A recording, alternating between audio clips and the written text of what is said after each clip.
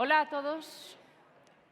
Hola, bienvenidos, bienvenidas a esta conferencia global sobre tecnología y accesibilidad.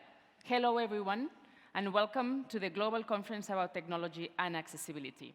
Os saludamos desde aquí mi compañero Javi Andrés y yo. Mi nombre es Susana Roza. Los dos estamos en Madrid y vamos a seguir manteniendo esta distancia. Será el 1,5 metros que debemos de mantener siguiendo las medidas anti-COVID. Los dos estamos, como estamos en presencial, todos los que nos acompañáis desde este escenario, estamos en Madrid, la capital de España, que es el país anfitrión del World Blindness Summit Madrid 2021. La Cumbre Mundial de la Ceguera, que en esta edición va a hacer historia y que, aunque empieza oficialmente el lunes, va a arrancar hoy aquí con este evento en el que confiamos aprender mucho de tecnología y, sobre todo, de accesibilidad para personas ciegas. Exactamente, muchas gracias, Susana. Lo que va a pasar hoy aquí y lo que está pasando en millones de hogares, en miles de pantallas en todo el mundo, nos está viendo gente de todo el mundo, es histórico, como decía Susana. Nunca antes había pasado algo igual. Nunca la tecnología había conseguido, por fin, unir a todas las personas ciegas. Hablamos de más de 250 millones de personas ciegas o con discapacidad visual a lo largo y ancho del planeta. Hoy estamos aquí representadas y reunidas con un montón de asociaciones, con un montón de colectivos, con un montón de grupos de personas que quieren disfrutar junto a nosotros de algo que ya no es futuro, que es presente, que es cómo la tecnología es la mejor herramienta, Susana, y la mejor ayuda que podemos tener, hasta un punto que no habíamos sospechado. Hay que decir que ¿por qué es un encuentro histórico? ¿Por qué nunca ha sido así? Porque se reúnen también por primera vez sobre este escenario las 4 grandes marcas del mundo de la tecnología para hablar de sus pasos, de sus avances, de sus innovaciones, de sus progresos, al final, para las personas con discapacidad visual. Hoy van a estar aquí Facebook, Microsoft, Google y Amazon. Las 4 van a contarnos cómo trabajan, cómo incorporan a las personas con discapacidad en sus agendas, y no solo de clientes, y cómo buscan un mundo mejor para todos los seres humanos. Vamos a hablar con esas grandes marcas, pero también vamos a hacer varias conexiones. Vamos a conectar con diversas personas ciegas, también con representantes regionales de la World Blind Union y con otros organismos internacionales para que nos cuenten cómo se vive la ceguera en sus territorios, en sus países, en distintas culturas, y qué servicios y qué usos demandan a esas grandes marcas que se van a reunir hoy aquí en una oportunidad única. Esta oportunidad única está creada, está organizada por el Grupo Social 11, grupo anfitrión desde España, desde Madrid, junto a la World Blind Union, que es la Unión Mundial de Ciegos, e ICEBI, que es el Consejo Internacional de Educación y Rehabilitación de las Personas con Discapacidad Visual. El Grupo Social 11 en España es el mayor empleador de personas con discapacidad en el mundo. Creíamos oportuno montar una cumbre mundial de la ceguera que hiciera historia, que va a empezar el lunes, como decía Susana, pero que hoy hacemos un pre-show, hacemos un acto previo para poder disfrutar de los comentarios de nuestras marcas invitadas, como decíamos. Además, este acto va a durar en torno a 90 minutos, van a ir pasando por aquí los diferentes protagonistas, y también, seguidamente a este acto, tendremos domótica para personas ciegas, Domotics for Blind People. Este programa, que os recomendamos que veáis también, para los que estáis en Zoom, que por cierto sois miles de inscritos en la Cumbre Mundial de la Ceguera y que nos estáis escuchando o en castellano, o en francés, o en inglés, por supuesto, en un mensaje accesible, un mensaje totalmente subtitulado también. Para los que estáis en Zoom, quedaos unos minutitos al acabar, que empezará domótica para personas ciegas. Para los que nos seguís desde YouTube también, como la tecnología nos permite que estemos todos juntos, ahora mismo en el chat tenéis el enlace para luego, una vez acabemos esta conferencia sobre tecnología accesible y global, podáis acudir a ese Domóticas para personas ciegas. Un programa, Susana, que muestra, aterriza, enseña con ejemplos reales cómo la tecnología está al servicio de las personas con discapacidad visual. Pues ya sin más vamos a abrir este encuentro histórico con una persona que ha querido estar hoy aquí con nosotros para traernos un saludo muy especial, y es una persona que tiene también una visión muy global del planeta Tierra. Hablamos de un astronauta que ahora, como sabéis, como sobre todo los españoles sabrán, tiene un conocimiento especial en lo tecnológico y en lo científico. Él es Pedro Duque, ministro español de Ciencia e Innovación, que está hoy aquí con nosotros en el siguiente mensaje.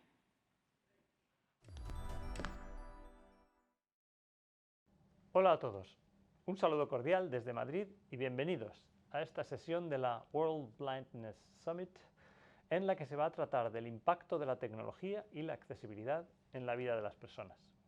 Es un honor estar aquí como representante de un país que es referencia mundial en inclusión, en empleo para personas con discapacidad y en tecnologías que facilitan esa inclusión.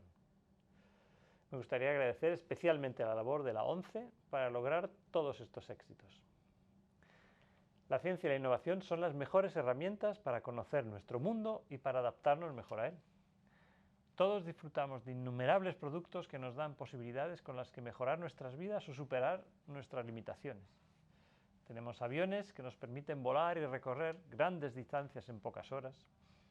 Tenemos fármacos que nos curan de infecciones que, dejados a nuestras defensas naturales, podrían ser letales.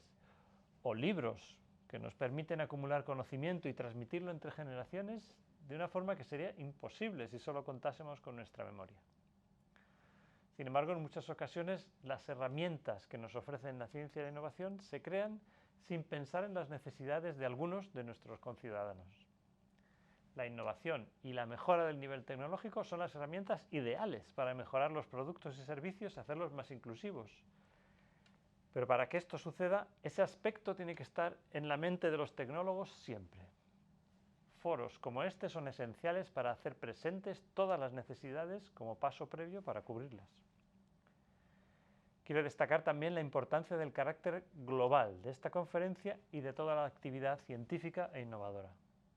La globalización y la naturaleza universal de la ciencia hacen más poderosas las demandas de grupos que en otro tiempo podrían ser minoritarios o que tendrían poca voz.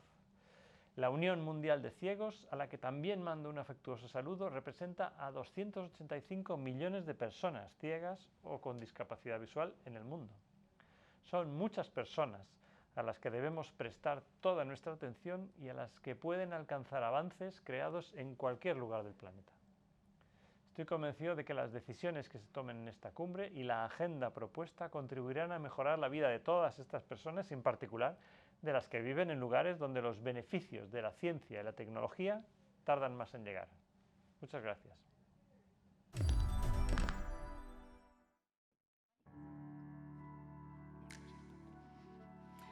Le queremos dar las gracias a Pedro Duque por este mensaje. Son palabras que muestran la importancia de la innovación para estar pensando en el progreso y para seguir caminando y pensando en el futuro.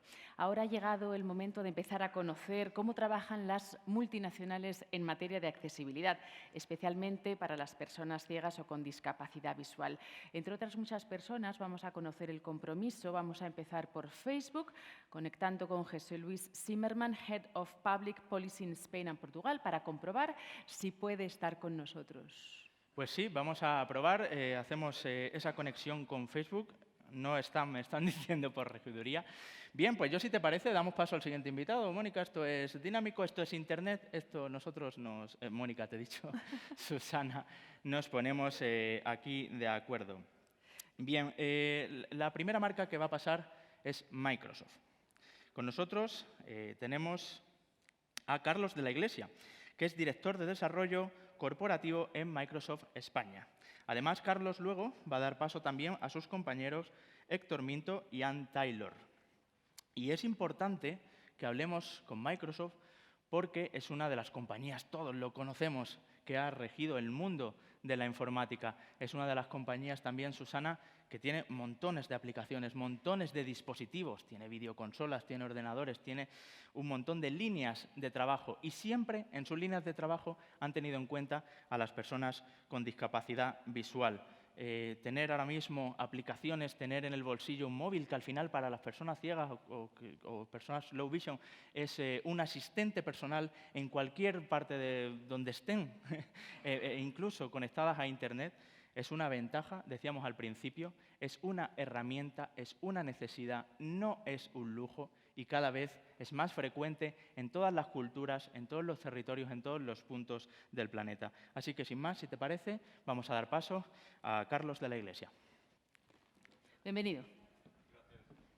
Muchas gracias, Javier. Ana, buenas tardes a todos. Encantado de acompañaros hoy. No sé si soy yo.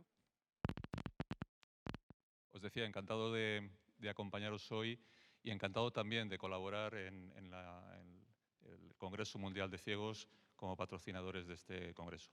Hoy os vamos a compartir cómo estamos trabajando para hacer nuestra tecnología todavía más accesible. Y lo que estamos trabajando es alrededor de 3 ejes que quería compartir muy rápidamente con vosotros antes de dar paso a mis compañeros del área de accesibilidad. El primer eje es hacer la tecnología más accesible en el mundo de la educación. Y ahí estamos trabajando con profesores, con familias, con los estudiantes, para ver cómo podemos ayudar y hacer las tecnologías todavía más accesibles y nuestros productos más accesibles. El segundo ámbito donde estamos poniendo foco es en el mundo laboral. Cómo conseguimos que en el trabajo las personas con discapacidad puedan tener acceso a la tecnología más accesible y que puedan desarrollar su labor profesional de la forma más sencilla posible. Y el tercer ámbito también tremendamente importante es el mundo del ocio, de los videojuegos. Ahí también estamos trabajando para que nuestra consola Xbox sea la más accesible del mercado para que las personas con discapacidad visual, pero también con otras discapacidades, puedan usar nuestros juegos, nuestra consola, nuestra plataforma, también sin ninguna barrera.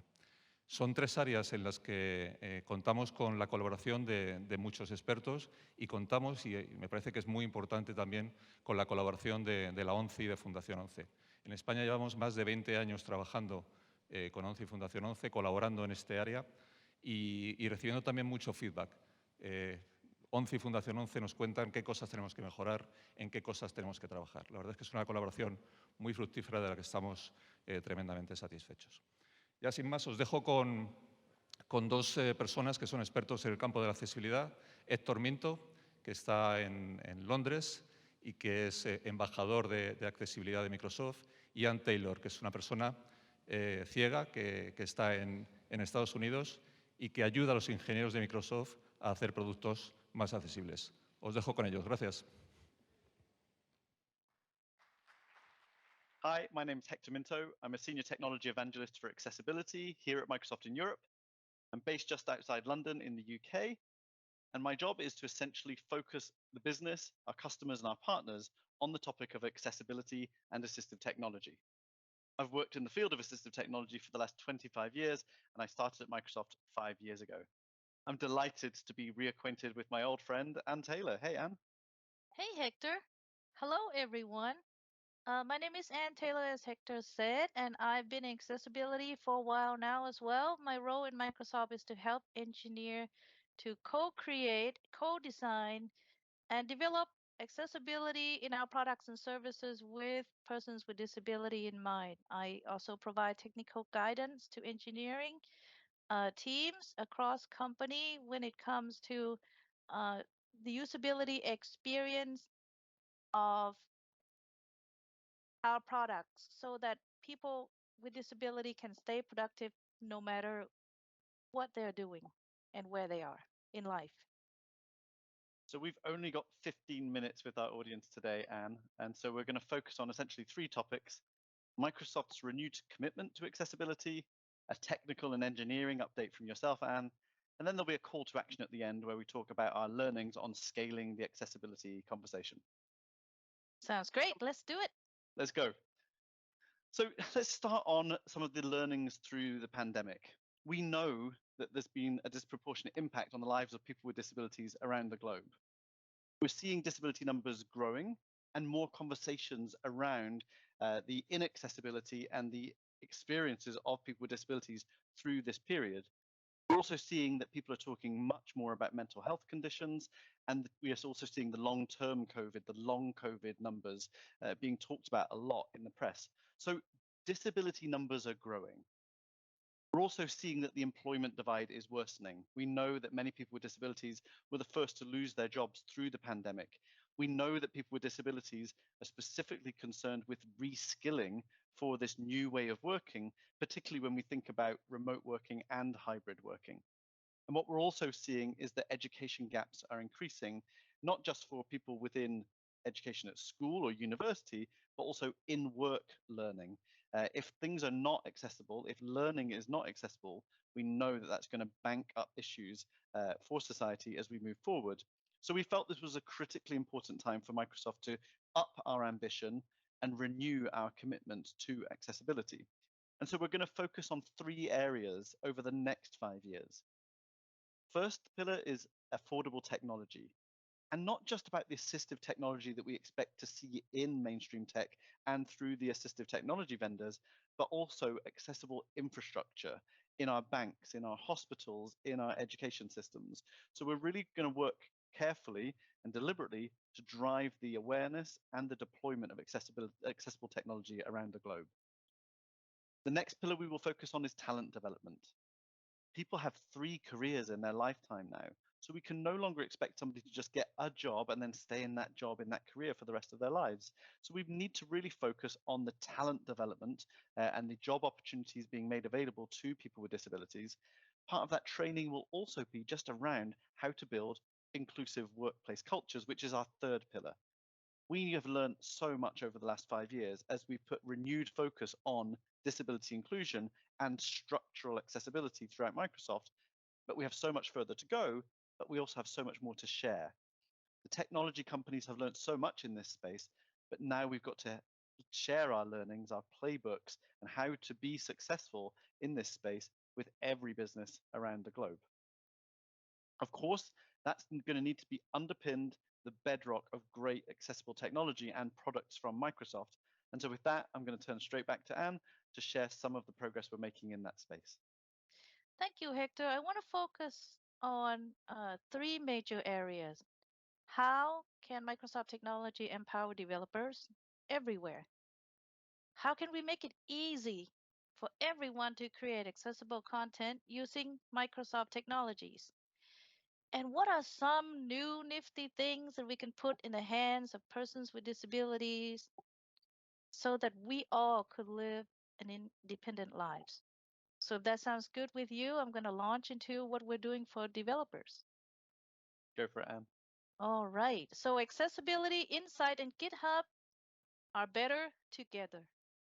So accessibility, Insight, GitHub Action is where you are going to be seeing the latest, greatest in accessibility. If you're a web developer who built your websites on GitHub platform, you can now use Accessibility Insight to scan for accessibility barriers on single page or crawl multiple pages as you work. So it's going to be automatic.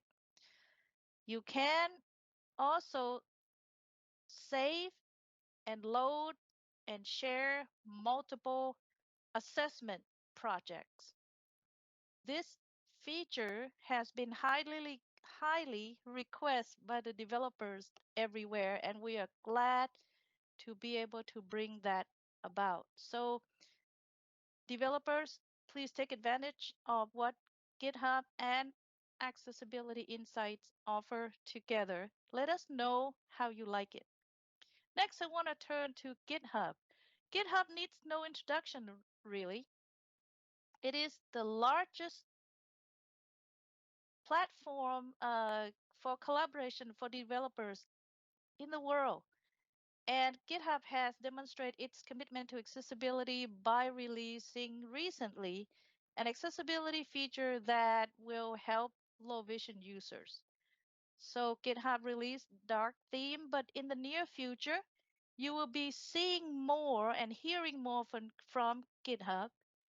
You can expect a high contrast theme as well as additional themes that will help folks who are color blind. So keep an eye on the developer space. We're going to bring out more features for you to take advantage of. And you must take advantage of them and let us know how you like them. Next, I want to turn over to how can we make everyone, how can we empower everyone, actually, I want to phrase it like that, to create accessible content. We're going to leverage Accessibility Checker. We now have Accessibility Checker running in background across Office applications. So as you work, Accessibility Checker will alert you if you have inaccessible content in your documents or your email. We need to make Accessibility Checker as easily use as Spell Checker as an example. Creating accessible content should be and must be natural in order for us to open the door for everyone to succeed. So we'll start first in Outlook though. You can have Accessibility Checker report to you accessibility barriers as you composing email. You can configure various accessibility checker options, such as if you have a recipient who requests accessible content. So what does this mean to all of us? Those of us who are sitting here, uh, go and request accessibility email from your colleague, your uh, folks that you frequently communicate with, and you can do that right in Outlook. So if you don't request accessible content, then accessible content is not needed. So I would highly recommend that everyone request that their email, the emails that are sent to them, to be accessible. Accessibility checker options, though, can do more than that. Now, if you send out an email to a larger audience, it will also provide accessibility validation in the background. And if you actually sending out an email to external people from your organization, it will also provide accessibility validation in the background. And if you compose your email using a black theme with dark theme enabled, it will alert you that if you have content with insufficient contrast, as an example. And you can do so much more. And you can learn more about Accessibility Checker in Outlook by just simply search for it in your favorite search engine. So I'm going to turn over to what are some new nifty things that we are doing to bring new technologies into the hands of persons with disabilities. You will see more AI integration in our products, no doubt. So in Word, as an example, we will analyze text pattern and construct and mark up documents with appropriate headings for easy navigation. Now, all of us who are blind, I'm one of them, one of you, we're using Seeing AI and then Soundscape, a technology that's been really quite popular in this community. I'll start first with an update from Soundscape. Soundscape, in the latest version, is now compatible with the AirPod Pro. This will make it much easier for us to use head tracking feature as well as use Soundscape hands-free. Soundscape is pivoting from medical device to general purpose app.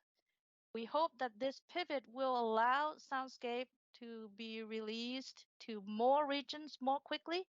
And on May 21st this year, we have been able to release Soundscape in Italy, and we thank you for folks as UICI. With your advocacy and your support, we were able to make the release come true in Italy, and we hope that we can expand this further. Recently, Soundscape has conducted for the first time the Insider Forum. This event was very successful and spanned across the globe. And we have been able to discuss in details the advanced features of Soundscape, provide general update, and given opportunities for our insiders to learn from each other.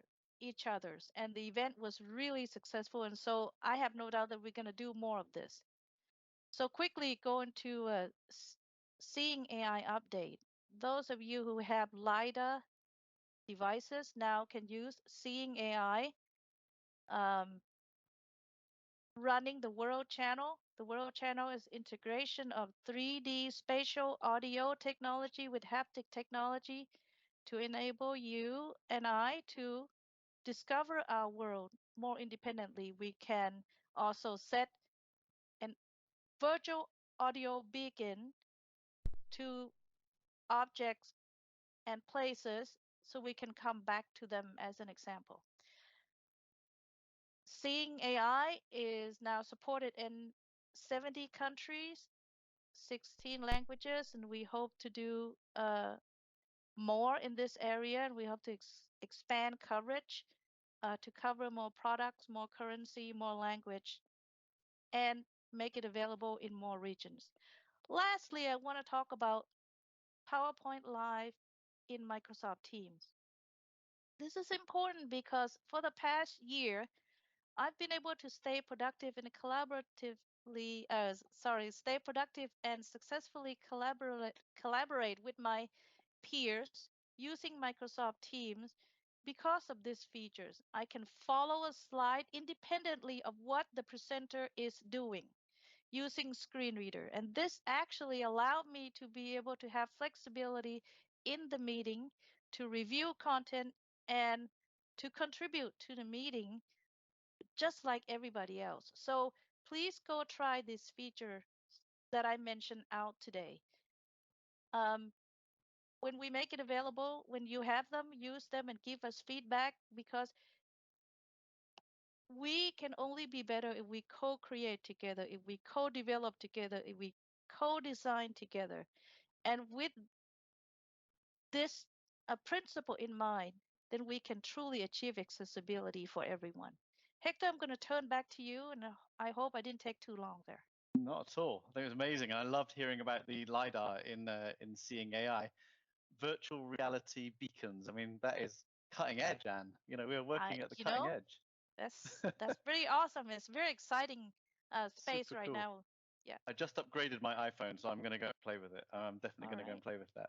So I just want to wrap up with how we want to scale accessibility both globally, through all industries, and through the Microsoft Partner Network. You know, when I sit here in the UK with Microsoft employing about 3,500 people in the UK, but actually about 250,000 people are employed within the Microsoft Partner Network, that to me is the opportunity we have to really scale our accessibility ambition. What we've done is we've set up 14 teams around the world. Microsoft has essentially 14 field regions, and we've set teams up within each of those areas to take responsibility for driving accessibility conformance. Are we actually delivering a great accessible workspace with accessible tools used throughout the organization? Readiness.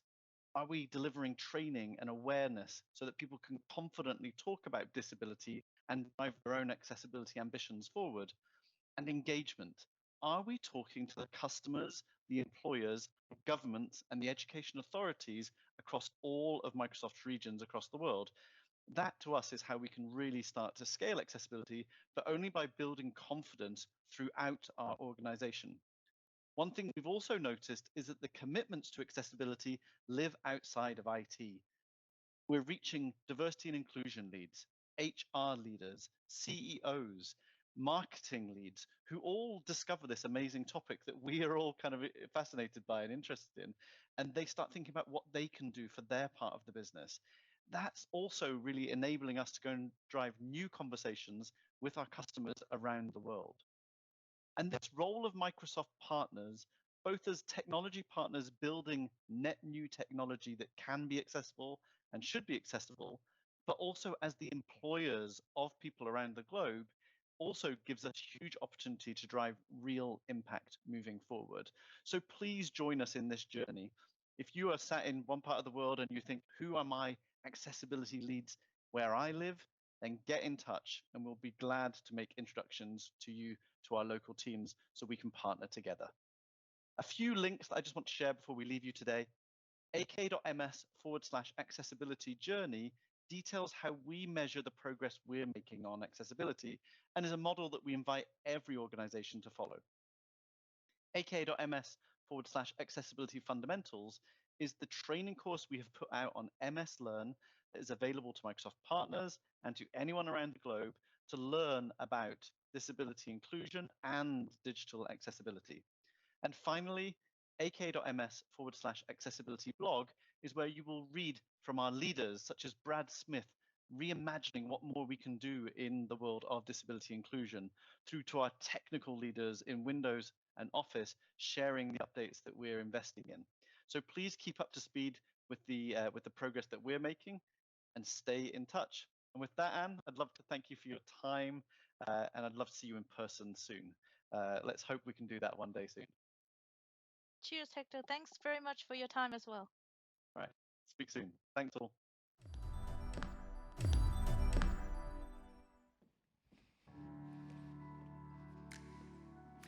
Gracias a Héctor y a Anne por sus palabras. Desde Microsoft me ha llamado mucho la atención su forma de explicar la necesidad de llevar la accesibilidad por el camino del éxito, con esos principios en los que nos hablaba Anne sobre el empoderamiento de los desarrolladores y el empoderamiento también de las personas con discapacidad. Seguimos con otro de nuestros invitados. Seguimos y ahora sí lo hemos recuperado con Facebook. De nuevo, ha sido una ponencia magistral dentro del mundo de la accesibilidad en las compañías tecnológicas.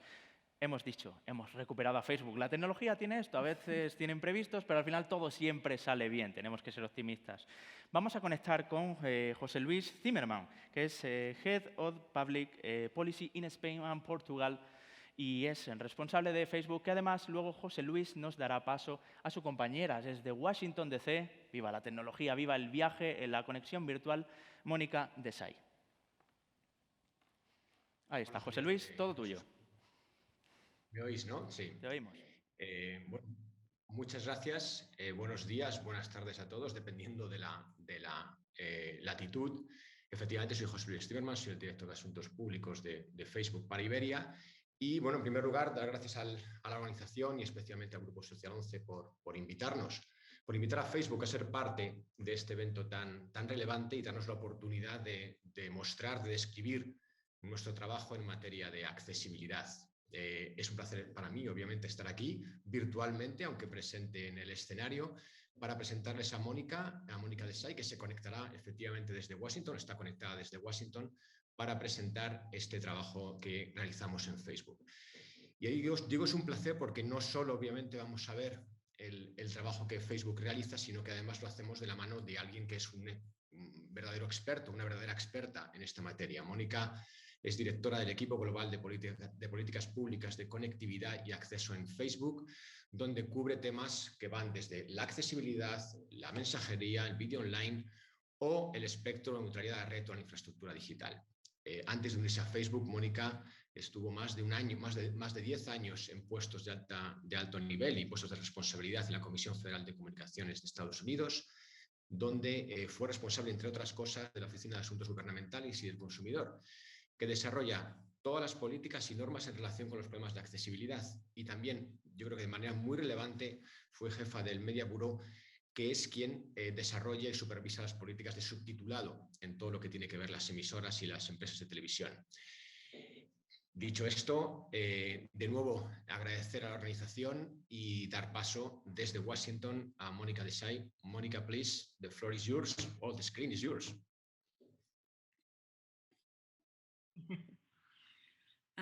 Thank you very much, Jose Luis, for the very kind introduction. And thank you also to ONCE for the invitation. It's a real honor for me to have the opportunity to speak at this summit, which happens only once every 4 years. As Jose mentioned, accessibility has been a significant part of my career, both in the government and in the private sector, which is why I'm so happy to work at Facebook, a company that really is constantly working to improve accessibility of our products and diversity and inclusion in our workforce. Our mission at Facebook is to give people the power to build community and bring the world closer together, and that includes all people. So making our products accessible to persons with disabilities is critical to getting our mission right. Having led accessibility for the Federal Communications Commission, I have an appreciation for how seriously Facebook takes accessibility, not only for Facebook products, but also for access and inclusion beyond Facebook. And I also have a deep appreciation for how important this work is overall for everyone. For context about the importance of this work, we keep in mind the following statistics. According to the World Health Organization, more than 39 million people across the world are blind. More than 285 million people have visual impairments. The World Federation of the Deaf reports that more than 70 million people globally are deaf. And the International Federation of Hard of Hearing People notes that more than 300 million people globally are hard of hearing. According to the Wheelchair Foundation, approximately 132 million people, or 1.85% of the world's population, require a wheelchair. Assistive technologies and tools, including screen readers, zooming software, automatic alt text, video captioning, can help people with vision and hearing loss connect with their friends and family while using Facebook. And technologies like AR/VR can support people with mobility disabilities to participate in ways that previously were not possible. So our approach to accessibility is informed by these statistics. We have a dedicated centralized accessibility team that defines, develops, and distributes user accessibility requirements, training best practices, tools, technologies, metrics, and offers other support to advance accessibility and our apps and products throughout the company. At the same time, accessibility is treated as a horizontal function within the company. What does this mean? It means that accessibility is embedded into the different departments that touch the product lifecycle, including design, research and engineering, as well as policy and legal, resulting in an important and critical cross-functional effort to promote accessibility throughout our products. We know that the challenges facing people with disabilities are vast and complex, and there's no one-size-fits-all solution. We've invested heavily in research directly with people with disabilities. And with that background on our approach, I'd like to discuss some of the tools we've built to promote accessibility on Facebook. I'll focus for this presentation on what we do to support people who are blind or partially sighted better experience our platform. As a technology company, we appreciate the power of technology to create a more equitable experience, and we're investing in artificial intelligence, and we've been very focused on developing and leveraging this technology to develop tools for people with vision loss, as well as for a range of other disabilities. I'll start with automatic alt text. Earlier this year, we introduced the next generation of our automatic photo description technology, which is called automatic alt text, or AAT, which describes photos to people who are blind or visually impaired through a screen reader. Automatic alt text uses object recognition to generate a description of photos to enable people using screen readers to hear a list of items that photos may contain. To provide some context on the challenge that these tools solve, every day, our users share billions of photographs. Through research and engagement, we found that screen reader users naturally want to engage with and share photos, and also they desired more information about a photo's content and context. The standard practice for describing photos to people who use screen readers is the use of alt text. Alt text, as this audience is well aware, is a concise text-based description that's used by screen readers to describe an image. Unfortunately, adding alt text takes time and a little skill, and the vast majority of photos are posted by individuals who don't understand how to add alt text or why it's needed. Facebook created automatic alt text to help address this challenge on the platform. The original version of automatic alt text launched in 2016, shortly before I joined Facebook, and could recognize 100 common concepts like tree, mountain, and outdoors. But we knew that there was more that automatic alt text needed to do, and the next logical step was to expand the number of recognizable objects and concepts and refine how we presented them. This past January, in 2021, just a few months ago, we announced the next generation of automatic alt text, which is now able to recognize over 1,200 objects and concepts, more than 10 times as many as before, including highly requested concepts like landmarks, more types of sports, breeds of dogs, and various types of foods. We accomplish this by training the automatic alt text model on billions of public Instagram images and their hashtags. The improved automatic alt text is available in iOS and Android in Newsfeed, profiles, and groups, and also on Instagram.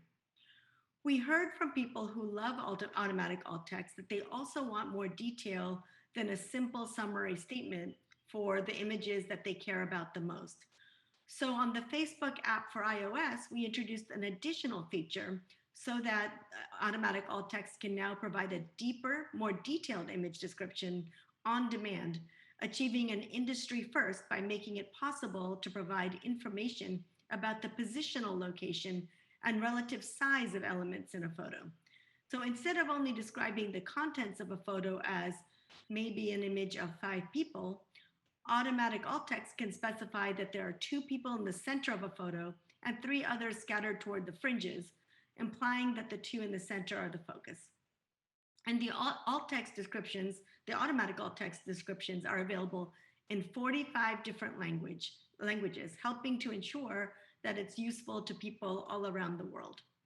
As of this past March 2021, more than 80% of the images displayed on Facebook and on Instagram now contain automatic alt text. I also want to touch on our efforts around extended reality, or XR, including AR, VR, and mixed reality. As Hector and Anne mentioned in their presentation just before, this is a really exciting area. XR is a new and emerging technology, and accessibility in XR is likewise an evolving area. So we're actively working to understand how to best provide great inclusive experiences in XR. I'm excited to announce that just last week on June 17th, we released the Oculus version 30, which includes new accessibility features to make the future of computing a better experience for everyone. Existing features, such as the ability to change your headset's default text size, remain, but we're adding 2 new features with version 30 as well. The first is color correction, a system-level display setting that increases legibility of colors that are commonly difficult to differentiate. You can switch between 3 options: green, red, red, green, and blue, yellow. The second new feature enables you to experience VR from a standing vantage point, even while physically seated. This raised view feature was commonly requested and raises your viewing height by 16 inches in supported apps.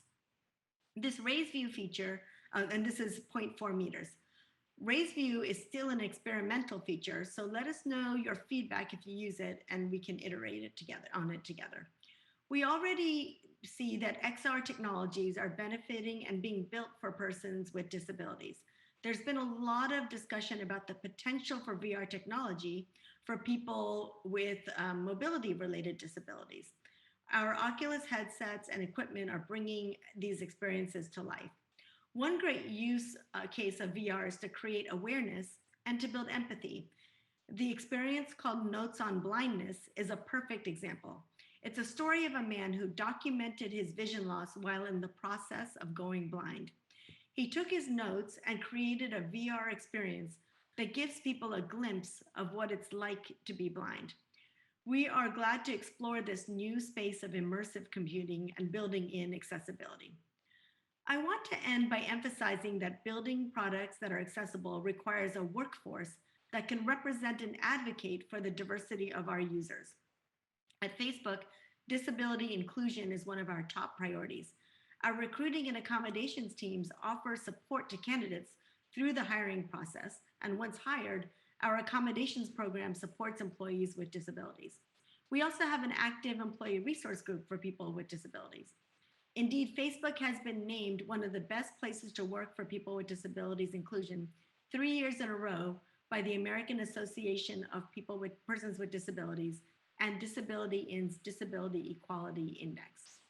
My remarks today focused primarily on accessibility for blind and low vision users, but we're also working hard to make our products accessible for deaf and hard of hearing people and making large investments in and leveraging artificial intelligence technologies to enable automated captioning to improve the accessibility of videos.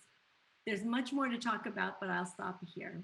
As we like to say at Facebook, our accessibility journey is just 1% finished, so we will keep working on advancing accessibility across the company for the widest possible range of disabilities. In closing, I'd like to once again thank Onse for the opportunity to speak here today. I'd also like to leave you with a short video which features how Facebook can contribute to advancing accessibility by raising awareness and giving a voice to the community. Thank you again. Very much appreciate your time. A lawn sprinkler. Man dribbling basketball. 2 dogs behind fence. Ice cream truck rolls by. Man checks Facebook on his smartphone. Screen reads Deaf Hoops, we gotta step it up. Title appears, Deaf Hoops Facebook group. Basketball players scrimmage intensely. And trash talk using sign language. He misses the winning shot. And starts practicing at home. And shoots eggshells into a basket while at work. He practices a spin move and jumps to make a hoop. He practices while watching videos on his laptop. And watches a friend reenact a great dunk and post it on Facebook while getting a haircut. Skills improved, now he dominates the next basketball game. And title, Take on Anything with Facebook Groups. Tagline, Facebook More Together.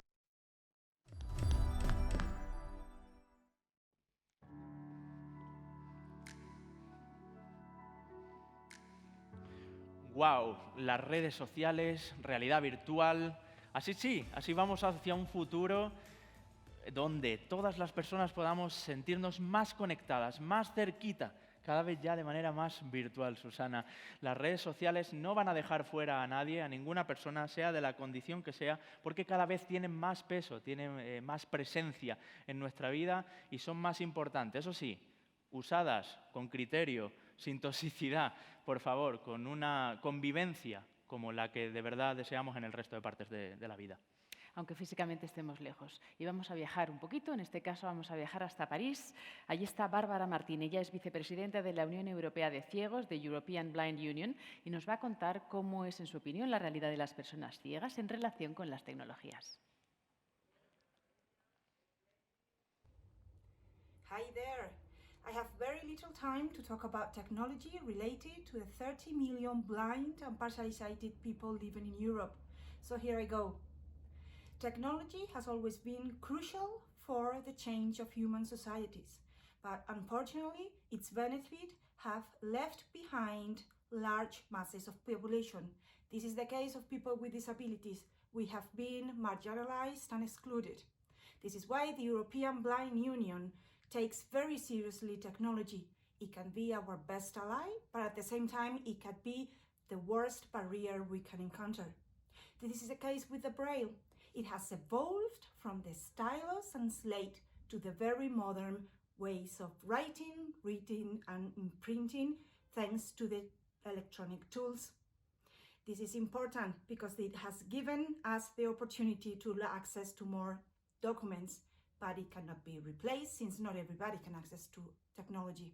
We have to bear in mind that Braille is not universal, that in Europe we speak more than 30 languages with different alphabets, so this must be taken into consideration when developing softwares and documents. All kinds of accessibility features must be taken into consideration from the very beginning of the design to the very end, where users need to know that it exists and they can use it, otherwise it won't be helpful, will it?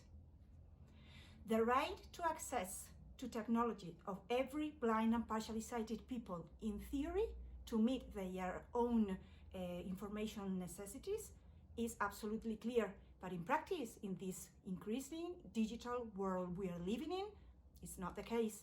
That's why from EBU we are trying to collect and share all kinds of good practices related to the implementation of the directive on accessibility, web pages and mobile apps, not only the public sector, but also the private one.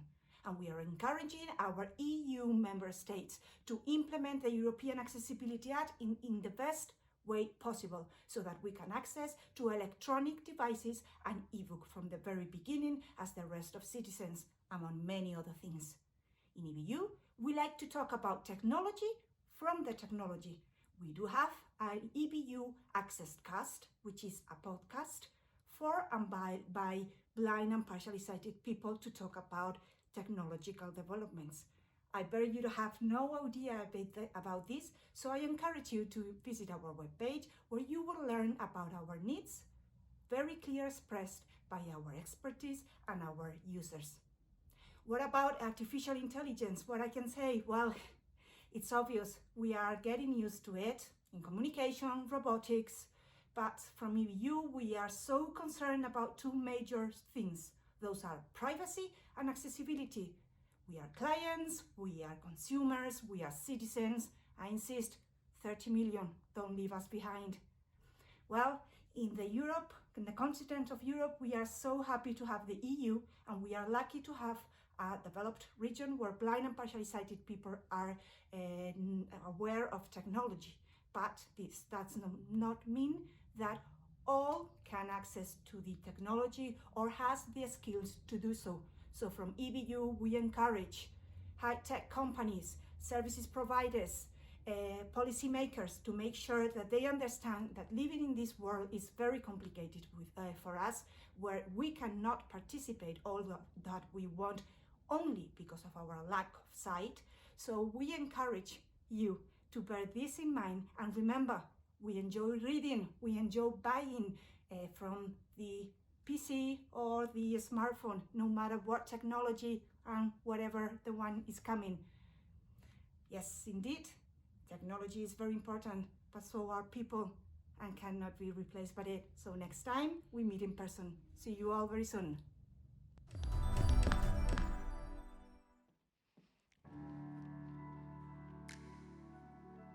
Me ha encantado lo que comentaba Bárbara de la tecnología para saltar barreras que antes eran insalvables.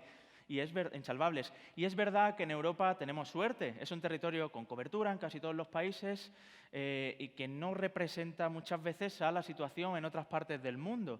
Aquí estamos para juntarnos todos, para estar todos de manera global. Decíamos, para hacer algo que no se ha hecho nunca. Así que, Susana, si te parece, vamos a otra parte del mundo. Vamos a seguir viajando y en este caso vamos a ir a ver cómo está la situación en Asia. Y quien nos lo va a contar es la presidenta regional de la World Blind Union Asia-Pacífico, que representa países como Australia, Tailandia o Vietnam. Desde Japón nos habla Michiko Tabata. On behalf of the Asia-Pacific region, I would like to congratulate the organizers of this wonderful opportunity and to thank all the technology companies, among all the other participants, to take their time and join today's event for the cause of the global blindness community, because I believe that technology has probably been more life-changing for blind and partially sighted people than the counterparts without vision impairment.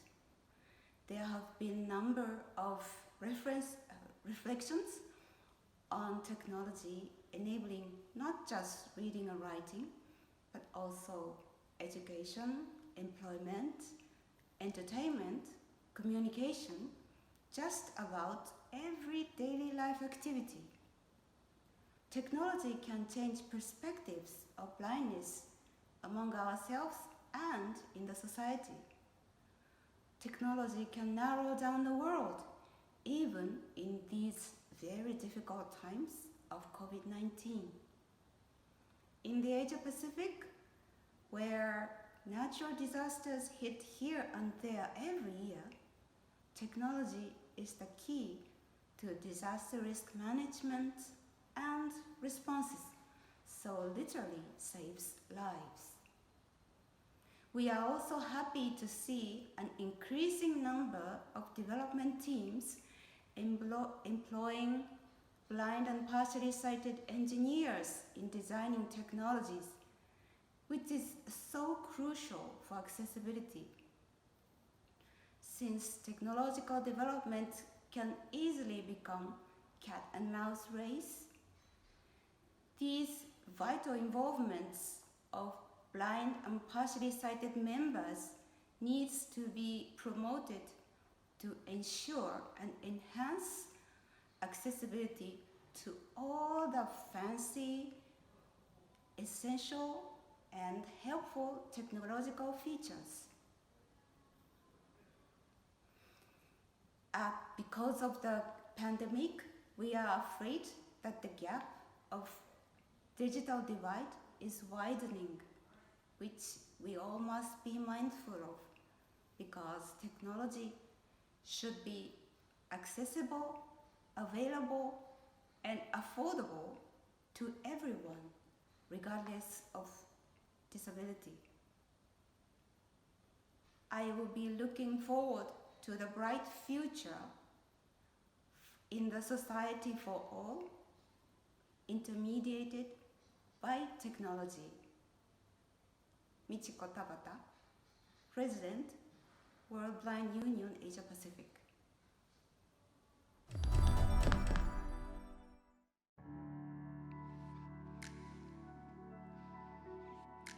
Qué mensaje tan necesario el hecho de pensar en todas las personas ciegas, pero a nivel global, de todo el mundo, para fomentar su educación, su empleo, su entretenimiento y su movilidad. Porque al final, en tiempos de COVID, por ejemplo, todos hemos vivido la necesidad de la tecnología. Y tanto, Susana. Yo te iba a decir, ¿cuántas videollamadas habremos hecho? También la compra online, imprescindible cuando los supermercados, los centros comerciales estaban cerrados, cuando no podíamos salir a las tiendas.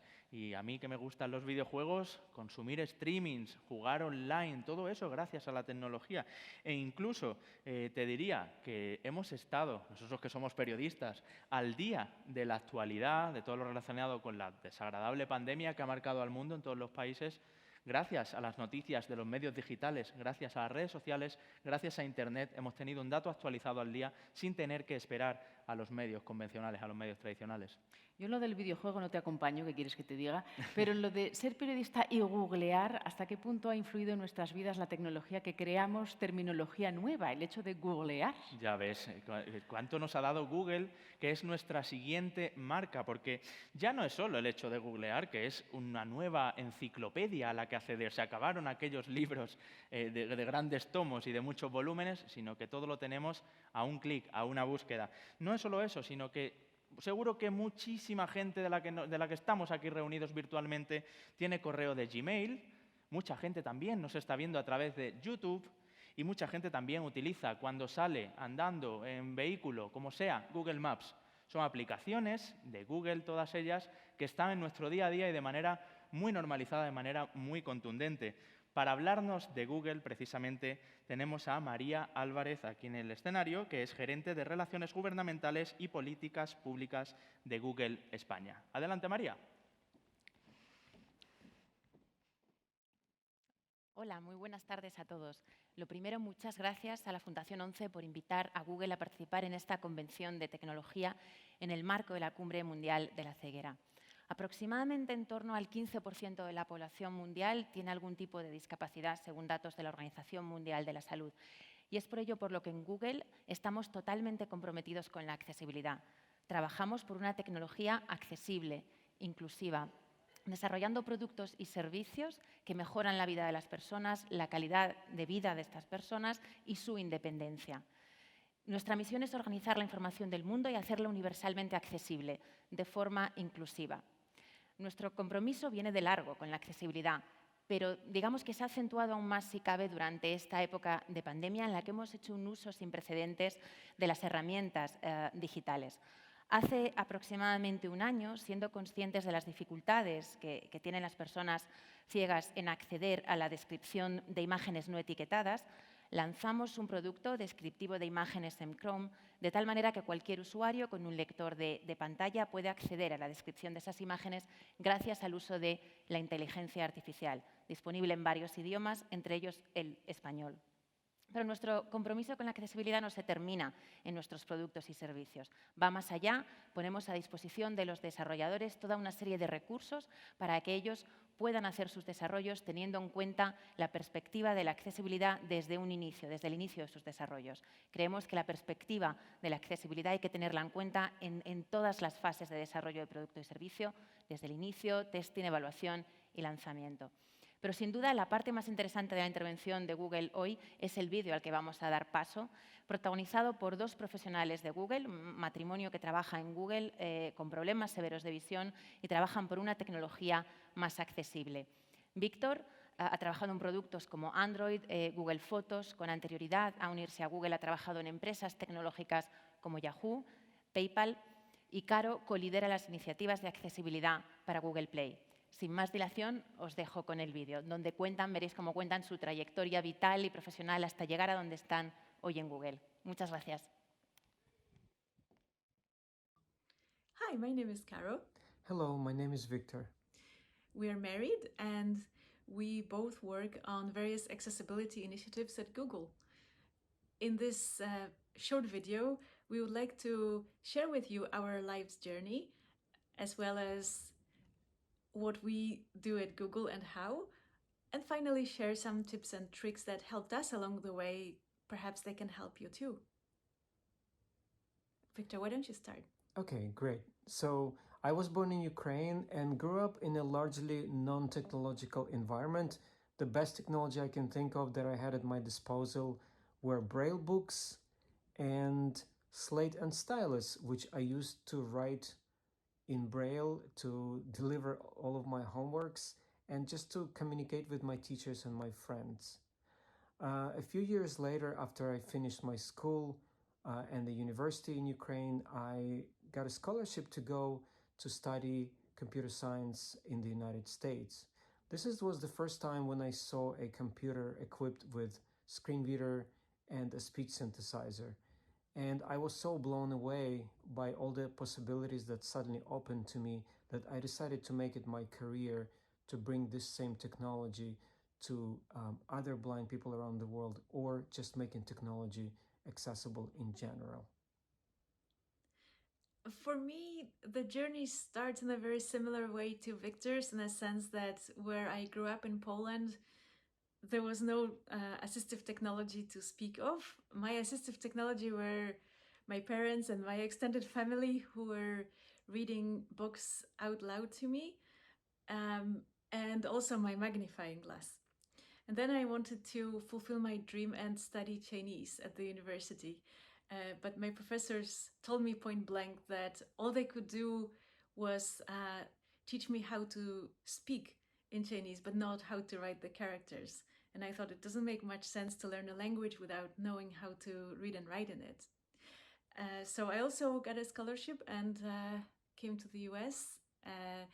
I graduated with a bachelor's degree in Asian Studies and Chinese, and I fulfilled my dream because there were people at the university who believed that I could pursue my dream, I could do what I wanted to, and so all they did was, in addition to their belief, they provided a technology that helped me fulfill it.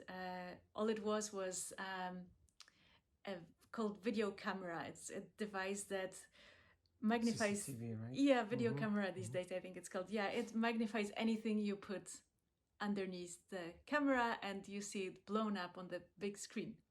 That's all it took. And then I loved studying so much that I went on to get my Master's of Liberal Arts in Folklore and Translation. And then I went on to get a PhD in education. Yeah, and also those scholarships actually help us meet each other, right? That's true. Thanks to those scholarships, we both went to the US, and this is actually where we met. And after completing our studies, we were offered an amazing opportunity to travel around the world and teach assistive technology and computers to students and teachers in various countries around the world. And at least for me, Kara, I don't know what your take on this would be, but for me, I realized that there was an interesting way to combine human aspect of accessibility with its multicultural aspect, as well as technological aspect, to bring them together to make accessibility actually not just available, but also transformational for so many people around the world who perhaps were not even techno buffs like me, but perhaps people who were more into human studies like Caro. Caro, what's your take on this? Yeah, I mean, I'm much more steeped in humanities. So I was obviously inspired by the experiences of us traveling and teaching. For me, it was the aspect of education. So I actually, yeah, in various angles, right? So first I got my PhD in education, and then I wrote several books, including a memoir where I kind of describe our travels, our journey around the world, and teaching in various countries and meeting amazing people along the way. And even today, I feel like at Google, the most important thing I do is actually education. I feel that a lot of times people really want to do the right things and create accessible products. It's just that they've never met somebody like myself or Victor, and they just don't know where to start, or perhaps they are intimidated. And so I feel like it's my job to help them out. Yeah, I think it's so important being out there, as Caro said, that people see us doing the same things as they do, reading docs, looking at spreadsheets, putting together presentations, and somehow it just becomes everyday normal for them. They no longer think like, ooh, I don't know, this blind person or that person with visual impairment can do this or cannot do that, because they see us doing same things, as I said, on everyday basis. And something that was not normal before suddenly becomes just the usual thing. And just like Caro, I see this also one of the most important aspects of me being here at Google. It's that ability to educate other people by just being there, by showing them that we can live our lives in the same way they do. Absolutely. I mean, because even in terms of technologies that we use, right? I mean, you use a screen reader mostly. I use magnification. So these are tools that are built into any operating system these days. So they're mainstream. Yeah, they're mainstream, right? So they're really easy to use and easy to come by, and yet they are so life-changing. In closing, I guess we wanted to share some tips. Mine would certainly be, please don't ever believe if somebody tells you cannot do something. Please don't believe them or prove them wrong, and put a lot of effort and learn whatever you want to learn, and pursue your dreams. Yeah, and for me, curiosity always has been a big part of my life. I strongly believe in just trying the opportunities when they come your way, because as both of us already mentioned, we grew up in non-technical environments. Technology wouldn't have been the first choice that our parents would have thought for us. And yet we ended up working for one of the largest technology companies in the world. And that's largely to us just being willing to try things, even if we didn't know what those things would lead us to. And so in closing, I guess, again, curiosity is one of the tips that I would add to the jar. Absolutely. Thanks for watching, and we wish you best of luck in whatever your next endeavors take you.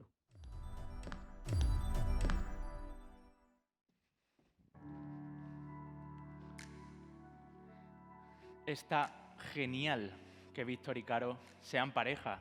Y además de ser pareja en la vida, en las aventuras, trabajan juntos, son parte de una plantilla que cuenta con las personas con discapacidad. Son perfectamente capaces de trabajar en igualdad a sus compañeros y buscan, como todos, un mundo mejor para todas las personas.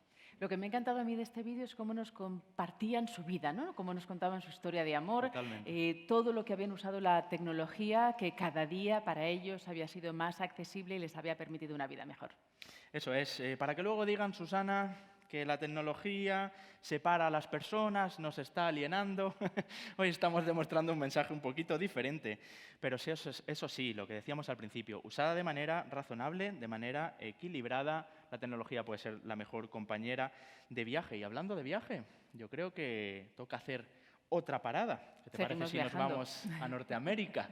Allá vamos, porque vamos a escuchar a la presidenta regional de la World Blind Union para la zona de Norteamérica y Caribe. Ella se llama Kim Charlson y representa a países no solo a Estados Unidos, sino también a Canadá, Haití o Trinidad y Tobago. Hello, fellow delegates and observers of the World Blind Union General Assembly. I am Kim Charlson, President of the North American Caribbean region. And it's my honor here today to speak to you for a few minutes about assistive technology and my thoughts and what the North American Caribbean region is doing in the area of technology.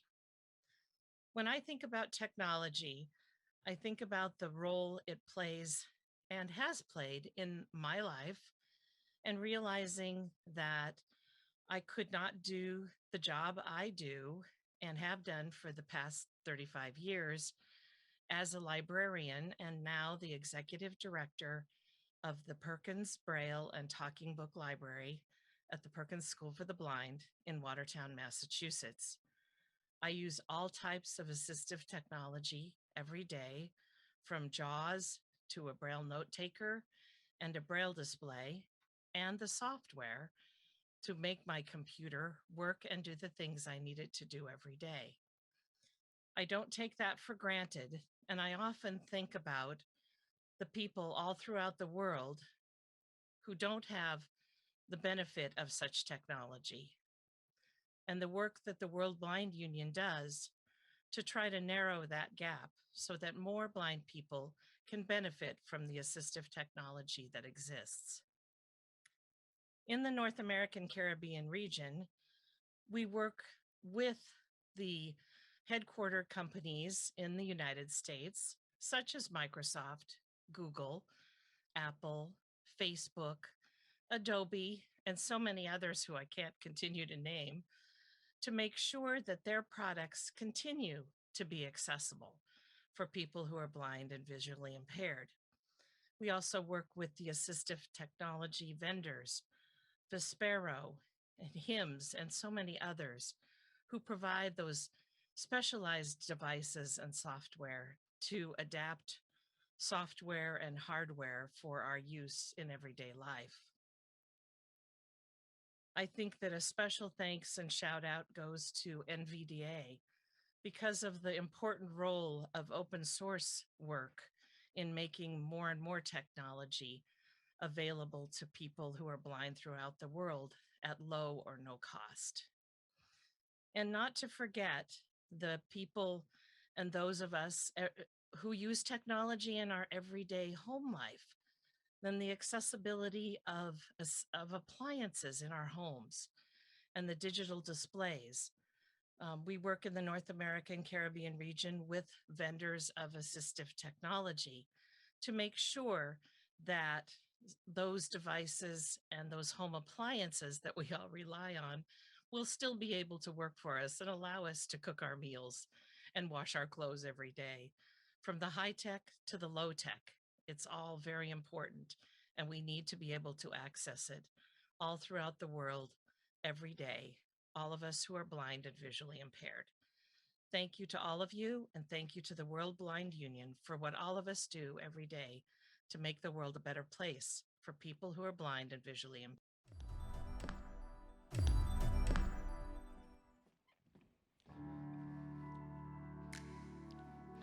Claro que sí, muy bien explicado por Kim y Susana. Me encanta que cada vez estamos viendo encargos altos y de responsabilidad a más mujeres. Hoy hay muchas mujeres aquí en los vídeos, en las ponencias, y esto también es igualdad.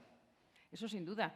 además de admirar todo su trabajo, yo me quedo con esas palabras de Kim, donde hablaba de que estas 4 grandes marcas siguen incorporando entre sus plantillas a personas con discapacidad, forman parte de sus equipos de trabajo y así pueden acertar mejor a la hora de crear productos y servicios que sean accesibles. Desde luego, es que es importante también sentirse acompañados y sabemos que las marcas quieren sentirse acompañadas, quieren sentir que en sus plantillas, en sus equipos, hay personas con discapacidad. Y todo esto es posible muchas veces gracias a los altavoces inteligentes y a tener al alcance de la voz y de los dedos diferentes órdenes, diferentes asistencias. Antes hablábamos de algunas aplicaciones, ahora vamos a hablar de Alexa y de todos esos dispositivos que nos ayudan en el día a día a las personas ciegas y con discapacidad visual y a las no ciegas ni con discapacidad visual, también dicho sea de paso. Los altavoces inteligentes están cada vez en más hogares y además, hablando de Alexa, yo voy a presentar ya, vamos a aprovechar a la persona que va a venir de Amazon Web Services, la compañía responsable de Alexa, que es quizá uno de los altavoces más demandados, más conocidos. Él es Carlos Carús, Head of Technology en Amazon Web Services Iberia. Bienvenido. Bienvenido, Carlos. Pues muchas gracias a todos por tenerme hoy aquí. Mi nombre es Carlos Carús, soy el director de tecnología de Amazon Web Services para España y Portugal y os quiero agradecer muchísimo que me hayáis dado esta oportunidad de hablar hoy con vosotros. Pues voy a intentar hacerlo de cosas un poco mundanas, de qué soluciones tecnológicas o cómo la tecnología, incluso con todo ese largo camino que tiene que recorrer, pues está ayudando a todo tipo de personas pues, a tener una vida más independiente, más accesible, a tener, en definitiva, mayor calidad de vida. Voy a ser breve, porque entiendo que soy de los últimos ponentes antes de que ya podáis disfrutar del fin de semana, con lo cual no me voy a extender mucho. Y sí que me gustaría empezar comentándoos pues, un elemento fundamental que existe dentro de la cultura de Amazon. Amazon es una empresa con una cultura muy fuerte, tenemos unos principios de liderazgo que seguimos mucho, y hay uno que se llama obsesión por el cliente. Esto en inglés es lo que llamamos el Customer Obsession. ¿Okay? Evidentemente, siendo empresa americana, tiramos mucho de anglicismo, lamentablemente, pero bueno, la idea es tener esa mentalidad de que todo lo que hagamos tenga que tener un impacto en los clientes. Y con esta idea de obsesión por el cliente, hay un modelo de trabajo que utilizamos que es bastante conocido, que es el de lanzar al mercado productos mínimos viables. Esto es, en vez de pensar en un producto que ya esté perfectamente cerrado, que funcione 100%, lo que lanzamos al mercado es una pequeña unidad que luego poco a poco vamos iterando. ¿Qué ocurre con esto? Que nos dimos cuenta que muchos de los productos que lanzamos al mercado pues estaban, bueno, medio bien, funcionaban relativamente bien, pero a lo mejor no tenían esa acogida por los usuarios. Y esto lo cambiamos e intentamos hacer otra cosa distinta que se llamaba el mínimo producto que se pueda amar. Cambiar la palabra viable por love, es el Minimal Lovable Product. Y esta idea era cuáles son los productos que tengan las mínimas características para que la persona que lo use realmente esté enamorada de ella. Un ejemplo muy claro es nuestro producto de libros electrónicos. Amazon, si os acordáis, empezó como una empresa que vendía libros, simplemente libros. Y pensábamos, ¿cómo podemos hacer que la gente pues, disfrute más leyendo libros? Pues creamos un libro electrónico. El primer libro electrónico que salió al mercado era feo, la letra se veía muy pequeña, era muy complicado. La última versión que tenemos ahora se puede incluso integrar con lectores de braille, pero a lo mejor esto no era bastante, ¿no? Seguíamos con esa idea del producto viable. La idea de pasar a un producto que puedas amar, por ejemplo, fue, oye, ¿por qué no conseguimos que este consumo de los libros sea de una forma a lo mejor simplemente a través de oír los libros, que alguien nos narre los libros? Y al mercado lanzamos un producto, bueno, todos lo conocéis, entiendo, que es el Audible, al cual tú le puedes decir, bueno, léeme, yo qué sé, La isla del tesoro. Y ese libro está narrado por una persona y tú lo puedes escuchar perfectamente. Pero aún así ese acceso a la tecnología todavía era un poco complicado, ¿no? No era tan asequible. Y poco a poco empezábamos a descubrir nuevas soluciones tecnológicas, sobre todo basadas en inteligencia artificial, que nos permitían a lo mejor cambiar un poco esa tendencia de que para interactuar con la tecnología hace falta un ordenador, hace falta un teclado, hace falta una pantalla, un ratón, y es que esto no es natural. Yo cuando interacciono con las personas, pues intento, por ejemplo, hablar, ¿no? Y era lo que intentamos hacer con el producto de Alexa. Un producto que empezó muy mal porque su origen es un teléfono móvil, que no sé si lo conocéis, que sacamos al mercado y fue un auténtico fracaso, funcionó fatal, pero gracias a ese fracaso aprendimos tanto de cómo hacer dispositivos que luego lanzamos Alexa y funciona muy bien. Y Alexa, el objetivo era romper esa barrera con la tecnología y poder comunicarte con ella de una forma mucho más fácil, mucho más accesible. Y si no os importa, os voy a poner un vídeo de, por ejemplo, cómo se puede utilizar Alexa.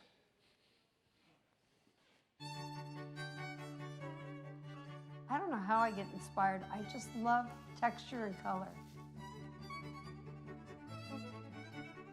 Alexa, call Leisha.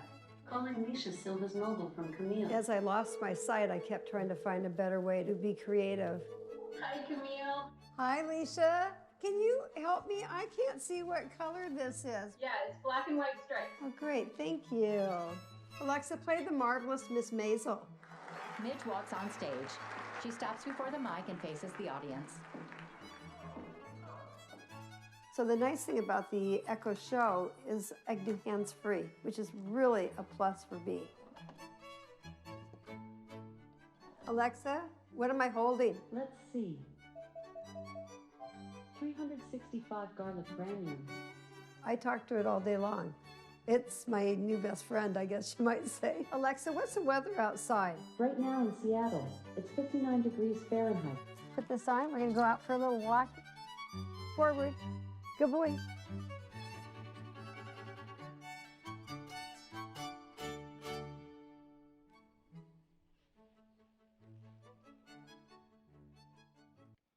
Bueno, básicamente es dos elementos que son altamente tecnológicos, que son el proceso natural del lenguaje, que es una herramienta de la inteligencia artificial, y el reconocimiento de imágenes, también otro elemento de inteligencia artificial, y cómo juntos permiten esas soluciones en las cuales tú puedes interactuar hablando con una máquina, la máquina te entienda, te responda, o incluso le puedes decir, Alexa, ¿qué tengo en la mano? Y Alexa te diga, mira, lo que tienes en la mano es tomate o pimientos o lo que sea, ¿no? De forma que tengas esa capacidad de autonomía, de independencia trabajando. Entonces, estos son el tipo de cosas que intentamos hacer en Amazon para acercar la tecnología, para democratizar la tecnología a las personas. De hecho, todo lo que está detrás de Alexa, toda esta tecnología que está detrás de Alexa, está disponible a través de nuestra división de soluciones cloud, que es Amazon Web Services. Y, por ejemplo, un trabajador de Amazon Web Services, cuando descubrió que toda esa tecnología, todas esas piezas de Lego que se pueden juntar, se podrían utilizar, y os recomiendo que lo busquéis en Internet, que busquéis a Troy Larson, creó un proyecto llamado Polexy, P-O-L-L-X-Y, para ayudar a su hijo, porque su hijo es autista y tenía grandes problemas de comunicación con otro tipo de personas, pero descubrió que si esas comunicaciones las hacía una máquina, en este caso Alexa, su hijo Calvin reaccionaba mucho mejor a las preguntas de Calvin, ¿te has lavado los dientes? Calvin, ¿quieres venir a cenar? Entonces, eso ha hecho que Calvin, directamente, gracias a esas tecnologías basadas en soluciones de inteligencia artificial, tenga una vida mucho más autónoma y mucho más libre. Y a partir de aquí, yo creo que también podemos buscar otros ejemplos de empresas, incluso españolas, que están utilizando soluciones de inteligencia artificial para ayudarnos a todos. Hay una empresa aquí en Madrid que se llama Showlip, supongo que la conoceréis, que está trabajando, utilizando también soluciones de inteligencia artificial con nosotros para transformar el lenguaje de signos en voz hablada directamente y viceversa. De forma que incluso están intentando crear dispositivos a día de hoy que se puedan llevar, lo que llamamos los wearables, estos dispositivos que se llevan en la mano, que sean capaces de detectar los movimientos de las manos y con esos movimientos de las manos directamente poder utilizar ese mensaje y transformarlo en voz, ¿no? Son otros dos ejemplos posiblemente de cómo estas nuevas tecnologías, que a lo mejor parecen tan lejanas y tan distantes, las podemos aterrizar un poquito a cosas más tangibles que nos ayuden en el día a día. Entonces, esto ya os digo, es simplemente dos ejemplos de actividades, de acciones que pueden tener impacto en para las personas, para que tengan una vida mucho más independiente. Por otro lado, yo creo que también os voy a poner otro vídeo de cómo la gente rompe barreras, ¿no? En el siguiente vídeo pues vais a conocer a Michael, que directamente para mí es un personaje extraordinario.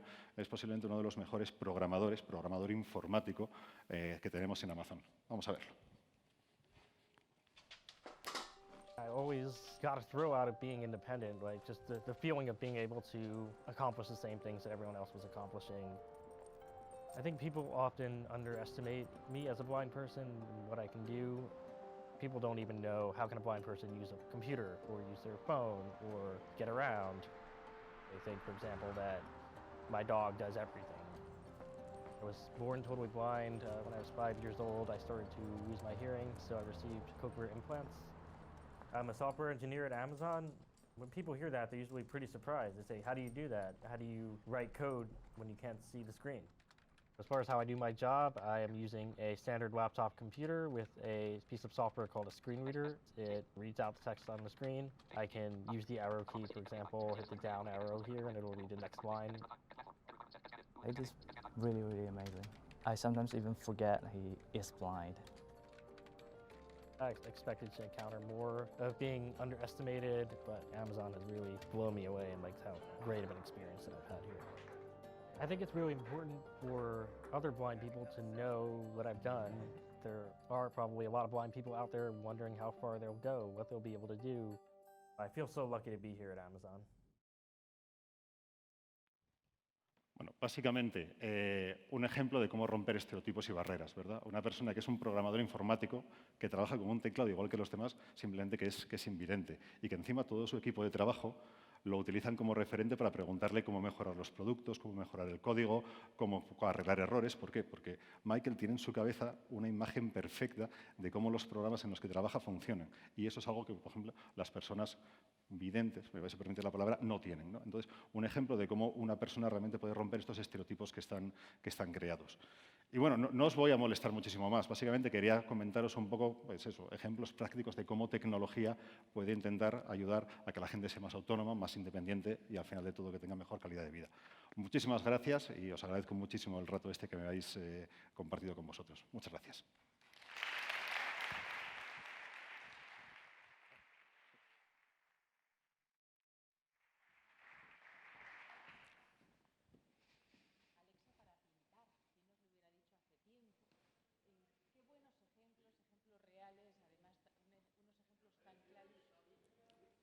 Voy a levantar entonces un poco más la voz, es únicamente para deciros que cómo hemos disfrutado de todos estos ejemplos. Gracias. Cómo hemos disfrutado de todos estos ejemplos que las 4 grandes multinacionales a las que hemos escuchado esta tarde nos han traído. Y también, antes de despedirnos, estamos ya en los últimos minutos, dar las gracias al Grupo Social 11 que nos ha invitado y sobre todo ha invitado a estas multinacionales para compartir sus experiencias en accesibilidad. Eso es. Mi micro parece que sí funciona. Hemos disfrutado hasta de imprevistos esta tarde, pero gracias, Susana, también. Quizá a muchas personas les resulte curioso, como comentabas tú, la pintura con Alexa. Hemos visto ahí que la tecnología da posibilidades soñadas hace 5 o 10 años. Y también, por ejemplo, que una persona se pueda mover sola por una estación de tren, una persona ciega, quiero decir, que una persona ciega pueda cocinar en total autonomía, sin necesidad de que nadie esté echándole una tercera mano. Y también que camine sola por cualquier sitio, incluso que juegue a videojuegos ella sola, e incluso también que pueda compartir en sus redes sociales, que pueda hacer una vida absolutamente en igualdad y una vida en inclusión. Todo esto aterrizado en ejemplos reales lo vamos a ver ahora en domótica para personas ciegas. Como os decía al principio, los que nos estáis siguiendo, los miles de cuentas que nos estáis siguiendo a través de Zoom, podéis quedaros unos minutitos y vamos a ver un montón de casos con otras marcas, con otros dispositivos que estamos seguros que os van a sorprender muchísimo y que os van a dar ideas también para mejorar vuestra calidad de vida. Los que estáis a través de YouTube, en el chat os estamos dejando ahora mismo el enlace para que podáis acceder a ese domótica para personas ciegas. Susana, toca despedirse. Solo nos toca agradecer a las marcas multinacionales que nos han acompañado, a todos los que han estado en este auditorio con nosotros y también recordaros que el lunes tendrá lugar la inauguración oficial con este gran logo del World Blindness Summit Madrid 2021 que podréis seguir por todos los canales habituales. Eso es, estaremos también en retransmisión de la misma manera desde la inauguración, esta gran cumbre mundial de la ceguera, la primera vez que se alcanza este calibre en el mundo, la primera vez que más de 250 millones de personas con discapacidad visual de todo el planeta estamos reunidas y representadas, como decíamos, en este caso en Madrid, pero también a través de la tecnología en todos los rincones del planeta, gracias a Internet. Muchísimas gracias, Susana, por tu compañía, por haber estado aquí conmigo compartiendo espacio, que sí, que la tecnología está muy bien, pero que también a veces hay que compartir espacio físico, siempre, por favor, con absoluta precaución, dadas las condiciones que vivimos. Esperemos que vaya acabando pronto y es importante también hacer este contacto. Así que, sin más, feliz cumbre y recordad que la tecnología es una necesidad y no un lujo para las personas ciegas y con discapacidad visual. ¡Feliz cumbre! Buenas tardes.